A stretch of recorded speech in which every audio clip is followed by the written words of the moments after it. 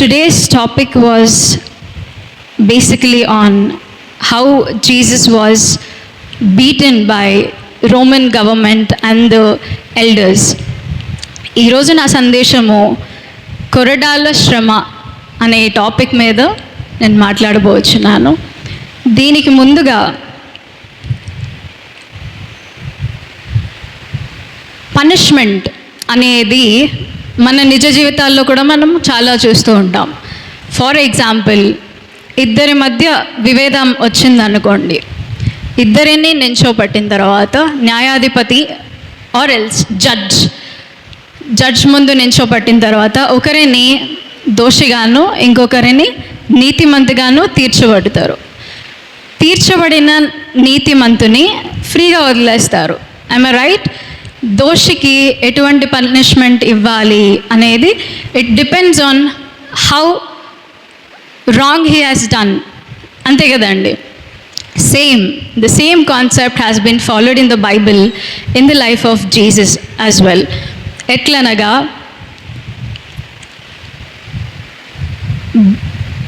యేసు ప్రభువుని పిలాతు దగ్గరికి తీసుకువెళ్ళినప్పుడు పిలాతు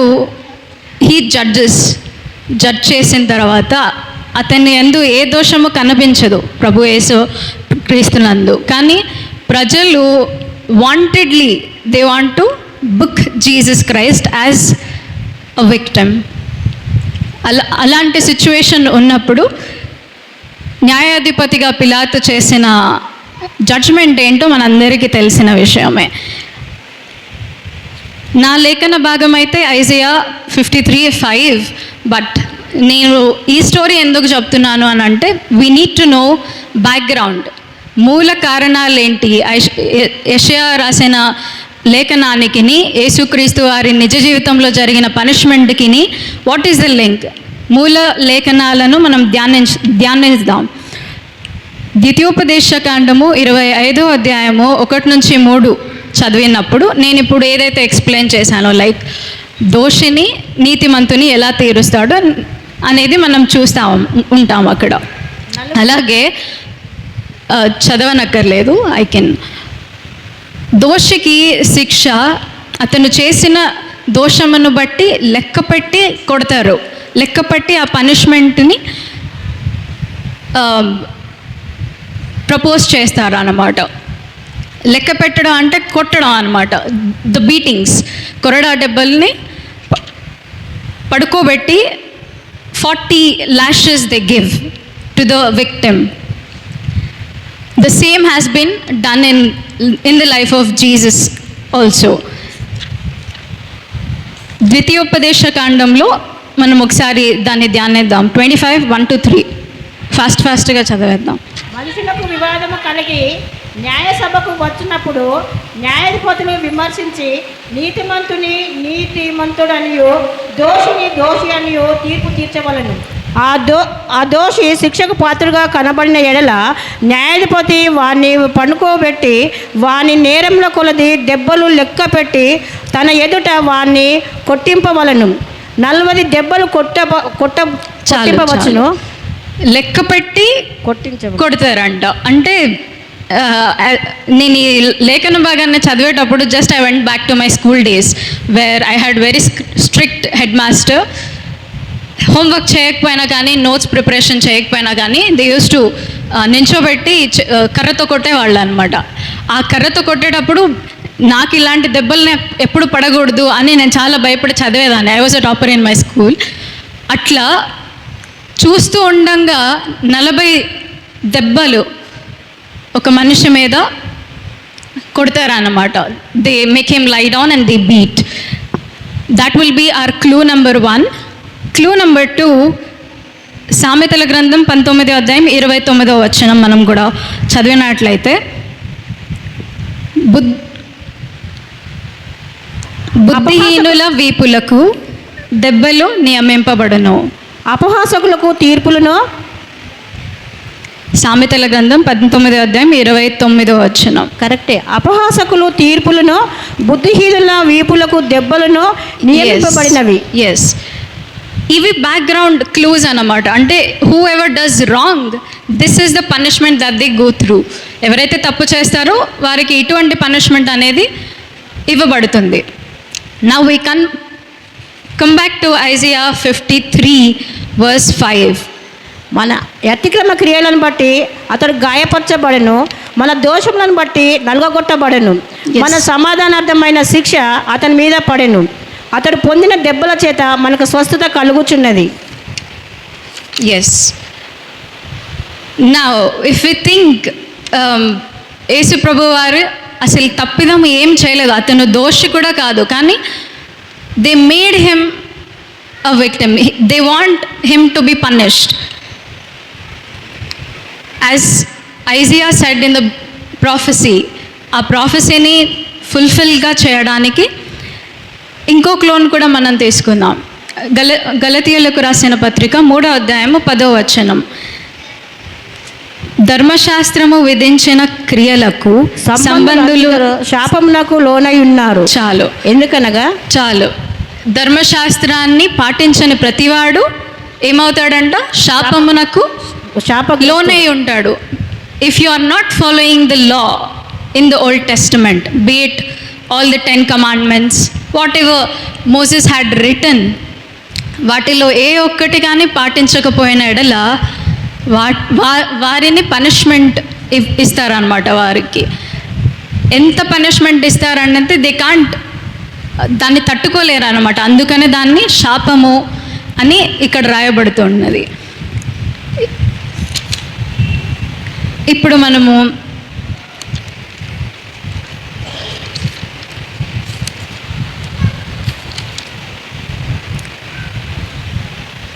ఐజియా రాసిన ప్రాఫెసీకి the fulfilment happens in New Testament, which is John 19:1. John 19:1 చదివినప్పుడు, అప్పుడు పిలాతు యేసుని పట్టుకొని ఆయనను కొరలతో కొట్టించెను. ఎస్, పిలాతు యేసును పట్టుకొని అతన్ని కొట్టించను. ఇక్కడైతే జస్ట్ కొట్టించెను అని మాత్రమే మనం చూస్తాం. అలాగే మత్తయి సువార్త 27వ అధ్యాయం 26వ వచనంలో అక్కడ ఎక్స్ప్లెనేషన్ క్లియర్గా ఉంటుంది. అంటే బరబ్బాని విడుదల చేయమని, యేసును శిక్షింపమని. మరియు ఆయన గిన్నె పట్టుకొని కృతజ్ఞతాస్తుతులు చెల్లించి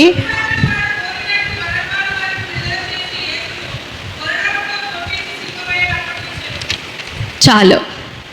this was all the history behind Isaiah's prophecy and the fulfilment in the New testament.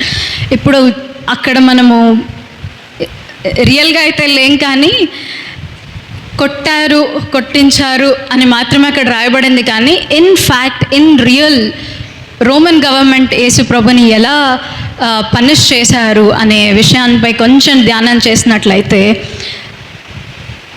ఒక రాతి స్తంభం అనేది ఇంత హైట్లో ఉంటుందన్నమాట. అంత హైట్లో ఉండేది. ఆ రాతి స్తంభానికి ఎవరినైతే పనిష్ చేయాలో అతన్ని తీసుకువెళ్ళి దానికి కట్టేస్తారు.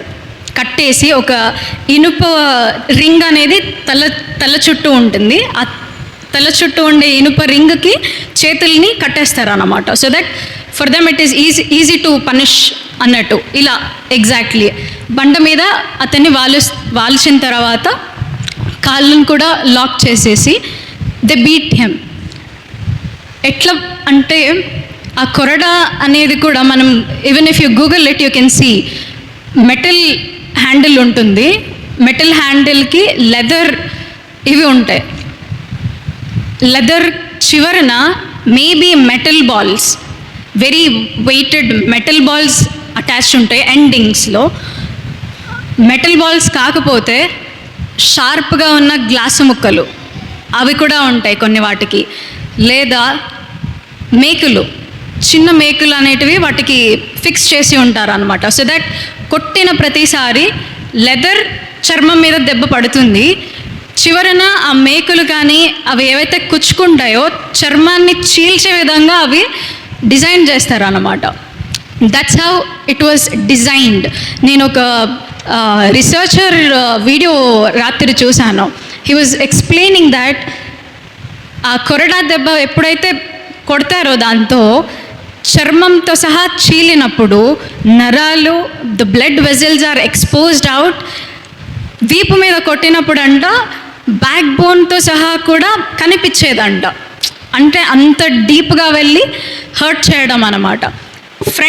ఫ్రంట్ దగ్గర కొట్టినప్పుడు హార్ట్ యొక్క మజిల్ కూడా బయటకు కనిపించేదంట. అంటే కొట్టుకుండే గుండెకుండే చర్మం కూడా బయటకు కనిపించేదంట. అంత డీప్గా అది కట్ చేసేది. అతను ఆ రీసెర్చర్ ఆ స్తంభాన్ని చూపిస్తున్నప్పుడు ఆ స్తంభానికి కూడా కొన్ని మార్క్స్ పడ్డాయి దాని మీద. అని అంటే రాతి స్తంభానికి కూడా డ్యామేజ్ చేసే అంతగా అవి డిజైన్ చేసి ఉంటారంట. మన ప్రభు అయిన యేసు ప్రభువుకి అయితే ఒళ్ళంతా మొత్తం నేకెడ్గా పడుకోబెట్టి కొడతారు. To be honest, according to the governance, according to the policy, కొట్టిన తర్వాత అయినా ఫ్రీ చేయాలి. They are not suppose to crucify. Crucifixion వరకు, సిలువ వేసేంత వరకు తీసుకెళ్ళకూడదు యేసు ప్రభు గారిని. కొట్టిన తర్వాత పిలాతు ప్రజలందరూ ఎంత బ్యాడ్ సిచ్యువేషన్ క్రియేట్ చేశారనంటే, యూదుల పెద్దలు, మత పెద్దలు, అలాగే ప్రజలు are innocent, but the leaders who were there, వారి ఇంటెన్షన్ వీళ్ళ మీద రుద్దారనమాట, ఇన్నోసెంట్ పీపుల్ మీద. So that they are shouting and screaming that Yesu ప్రభువుని చంపేయండి, సిలువ వేసేయండి, he should not be freed అనేసి. ఎందుకనంటే they know what Jesus is teaching among them.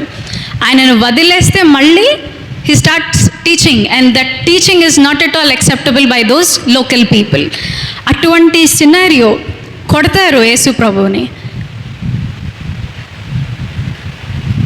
కొరడా దెబ్బతో కొట్టిన తర్వాత అంగీని తగిలిస్తారనమాట. అంటే మేబీ అది పిలాతుది కూడా అయి ఉండొచ్చు అని చెప్తారు రీసెర్చర్స్. కాస్ట్లీ అంగీని తగిలించి దే స్టార్ట్ అవహేళన మాకింగ్ చేయడం. దే సే, యూదులకు రాజు కదా నువ్వు అన్నట్టు దే స్టార్ట్ మాకింగ్ హిమ్. రాజు కదా అని చెప్పి ముళ్ళ కిరీటాన్ని, ఆ రీసెర్చర్స్ సే దాట్ ఒక్క ముళ్ళు చాలంట ప్రాణాన్ని కూడా కోల్పోయేంతగా అది హర్ట్ చేస్తుందంట. Just 1 than. అటువంటిది ముళ్ళ కిరీటాన్ని కూడా పెట్టి ఒత్తుతారు అన్నమాట. దే జస్ట్ నాట్ సింపుల్గా ఇలా పెట్టడం కాదు, కానీ they put it and press so that even skull and brain is also being affected. అంత బ్లడ్ షెడ్ అయినప్పుడు డీహైడ్రేషన్, తనకి థ్రోట్ కూడా it becomes very dry, blood pressure పడిపోతుంది, కాన్షియస్నెస్లో ఉండరు. ఈవెన్ దో అంత చేసినా కానీ ది మేడ్ హిమ్ ఒక యానిమల్ని డ్రాగ్ చేసుకుంటూ వెళ్తే ఎలా ఉంటుంది, చనిపోయిన రోడ్డు మీద చాలా కుక్కలు చనిపోతూ ఉంటాయి, I'm sorry to say, they drag పట్టుకొని అయితే తీసుకెళ్లరు కదా, తాడో ఏదో కట్టేసి లాక్కుంటే. The same way Jesus was being dragged, ఆ సిలువ భారాన్ని మోస్తూ గోల్గొతా కొండ వరకు. ఈ శ్రమంతా ఒక్కొక్కటి if you see you'll not sleep. రియల్గా మనం అక్కడ ఉండింటే మనం చూడలేని దృశ్యాలు ఇవన్నీ. అటువంటి బాధ, అటువంటి శ్రమ, ఒక్కసారి మనము అటువంటి శ్రమ, అటువంటి బాధ అసలు ఎందుకు పడవలసి వచ్చింది మన ప్రభువుకి అనేది ఒక్కసారి ధ్యానం చేద్దాం. ప్రభు యేసు క్రీస్తు గారికి అయితే 39 lashes పడ్డాయి అని సమ్ రీసెర్చర్స్ సే దట్.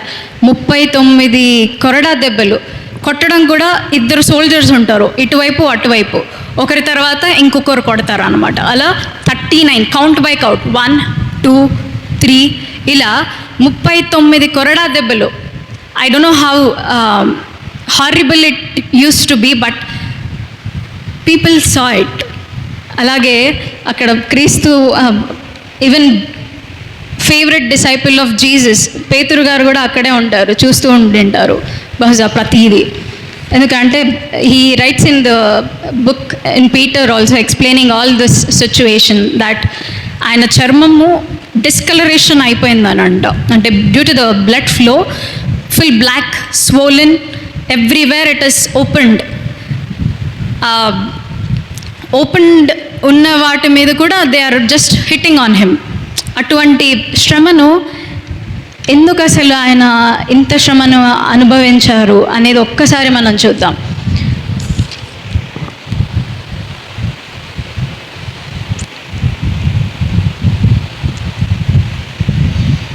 మొదటి పేతురు గ్రంథము 2వ అధ్యాయము 22వ వచనం నుంచి 24.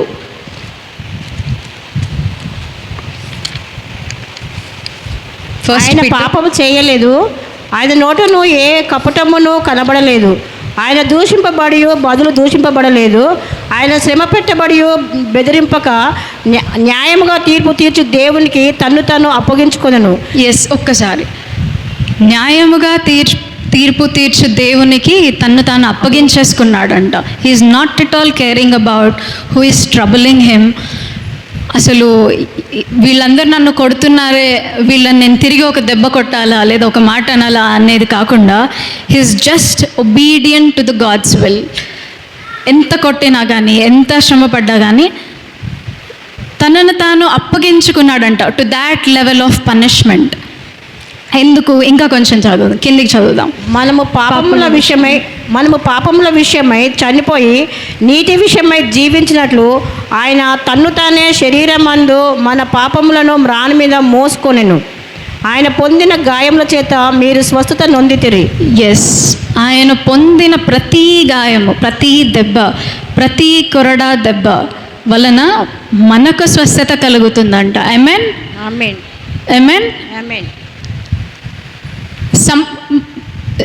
యూజువల్గా వరల్డ్లో అయితే somebody else will be punished, somebody will be hanged, somebody will be put in jail. కానీ who does that for others sake?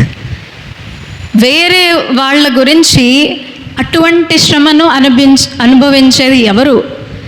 Unless it is our Lord Jesus Christ.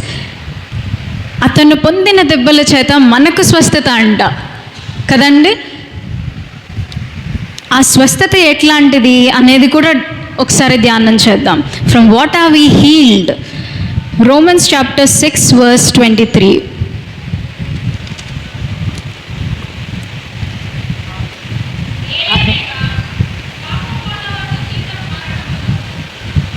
Yes,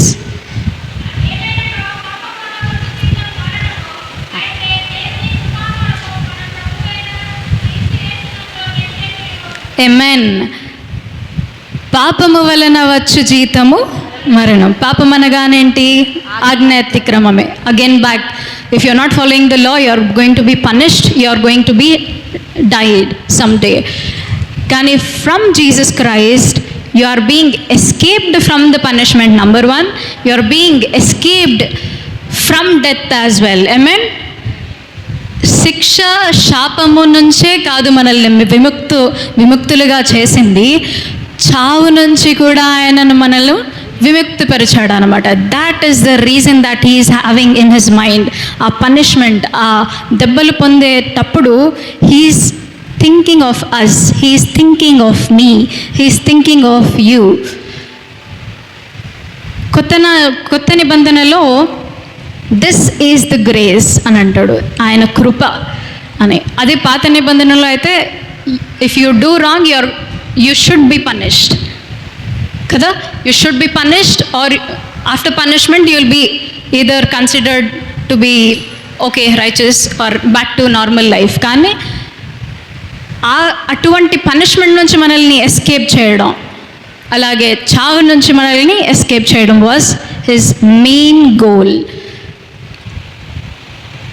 గలతీయులకు రాసిన పత్రిక 3వ అధ్యాయము 11 నుంచి 14 వచనాలు కూడా చదువుదాం.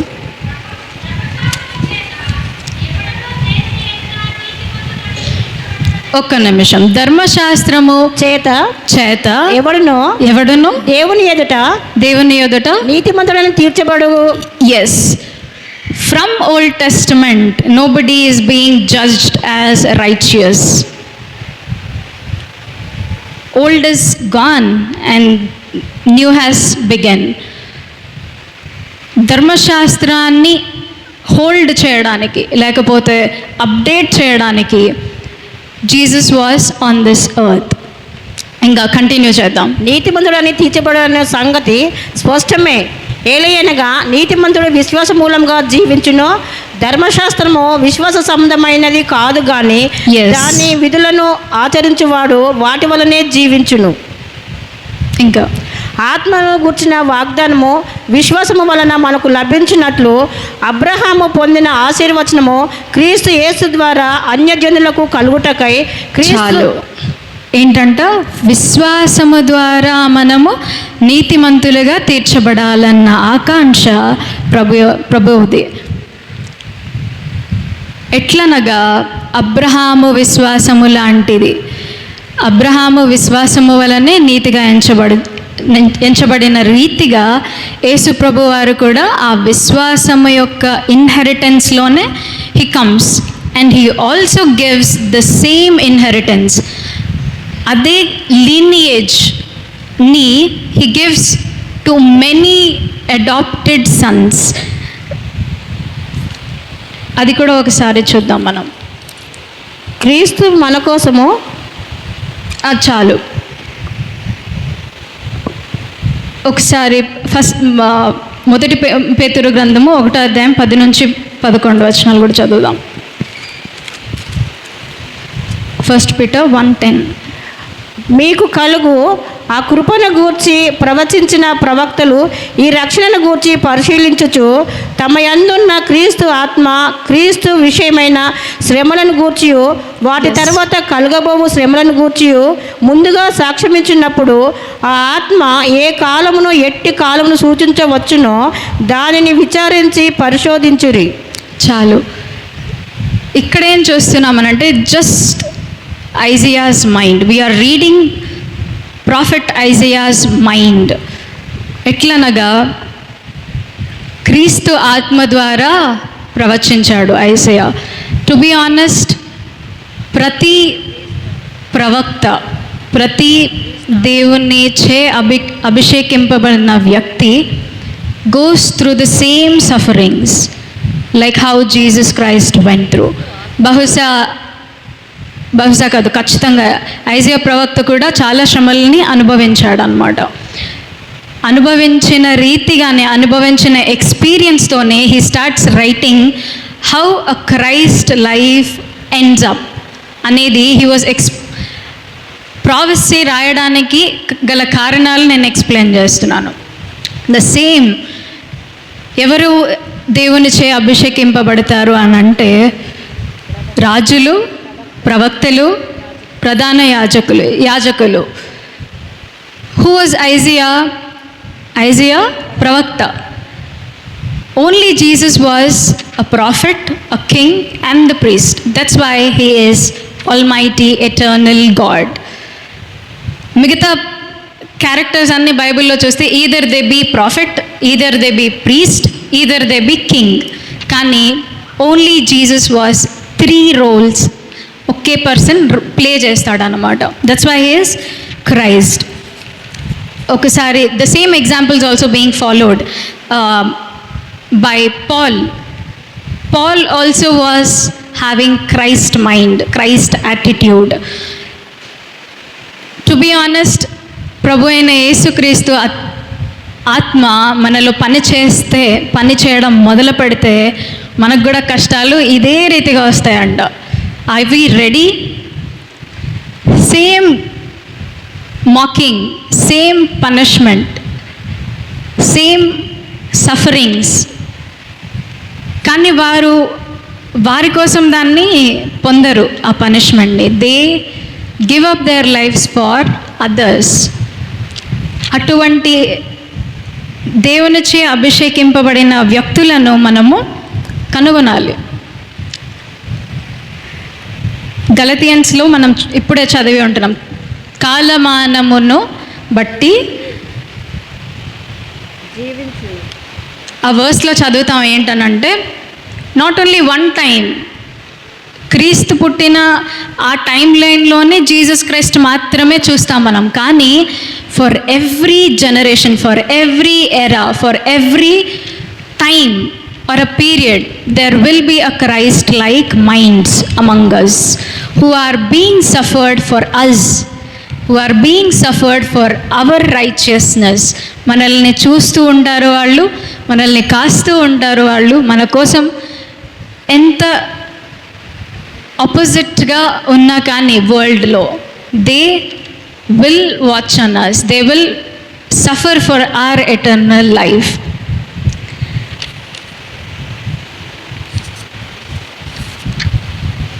అలాగే గలతీయులకు రాసిన పత్రిక 4వ అధ్యాయం 1-7 కూడా చదువుదాం. మరియు నేను చెప్పినది ఏమనగా, వారసుడు అనే అన్నిటికీ కర్త అయి ఉన్నాను, బాలుడనై ఉన్నంత కాలము అతనికిని దాసునికిని ఏ భేదమును లేదు.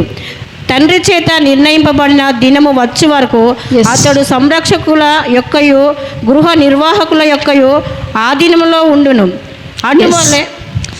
అటువలే మనమును బలురమై ఉన్నప్పుడు లోక సంబంధమైన మూల పాఠములకు లోబడి దాసులమై ఉంటిమి. అయితే కాలము సంపూర్ణమైనప్పుడు దేవుడు తన కుమారుని పంపెను. ఆయన స్త్రీ యందు పుట్టి మనము దత్తపుత్రము కావాలనని. ఏమంట? మనము దత్తపుత్రములుగా కావాలనని. దత్తపుత్ర అని సింగులర్గా లేదు అక్కడ, ఏమనుంది? దత్తపుత్రులము. దత్తపుత్రులము ఇన్ ద సెన్స్ ప్రభు అయిన యేసుక్రీస్తు కుమారుడు దేవునికి. కానీ after Jesus Christ there are many sons being adapted to play the same role. అంతే కదండి? ప్రభు అయిన యేసుక్రీస్తు కుమారుడు, ఇంకా దత్తపుత్రులు అన్నమాట. Whoever is anointed by God today in front of అస్.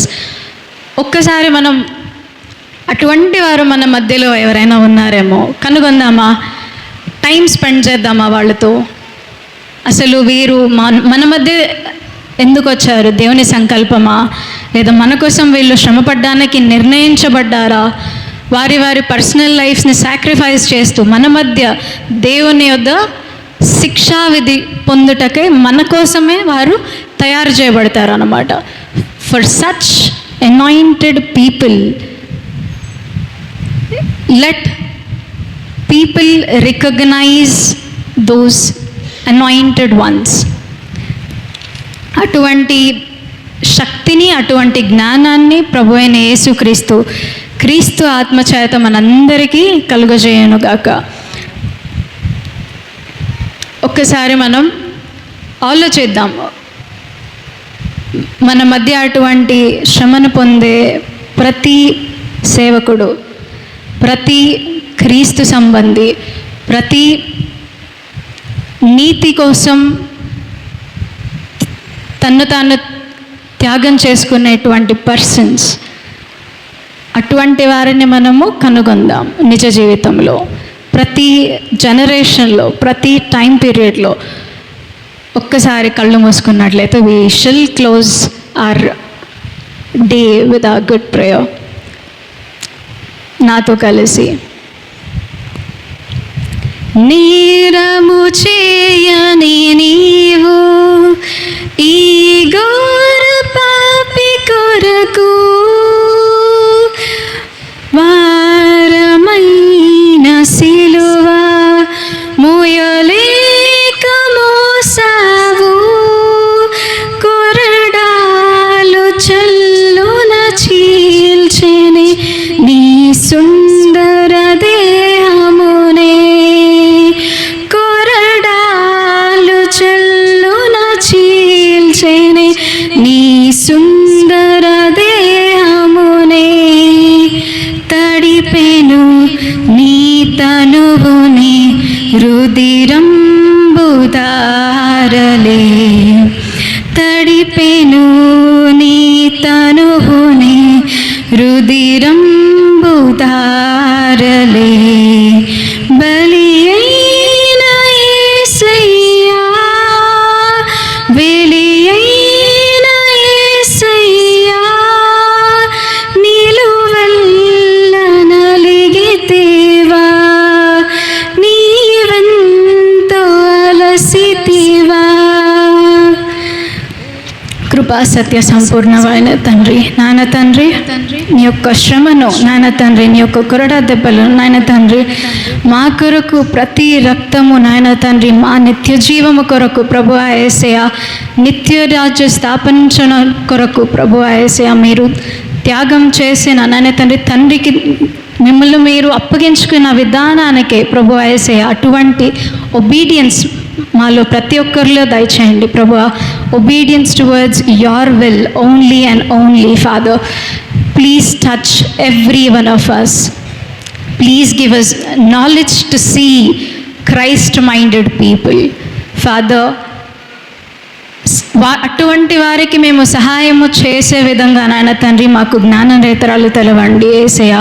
మేము విన్న ప్రతి మాట నాయన తండ్రి మా నిజ జీవితంలో నాయన తండ్రి అప్లికబుల్ చేసుకునే విధంగా నాయన తండ్రి మీ రక్తముతో ప్రోక్షించండి నాయన తండ్రి. రాబో నిత్య జీవము నిత్య రాజ్యము కొరకే నాయన తండ్రి ప్రతి ఒక్క బిడ్డని సిద్ధం చేయండి ప్రభువా. ఈ చిన్ని ప్రార్థన యేసు అతి శ్రేష్టమైన నామంలో అడిగి వేడుకొని కోరుచున్నాము.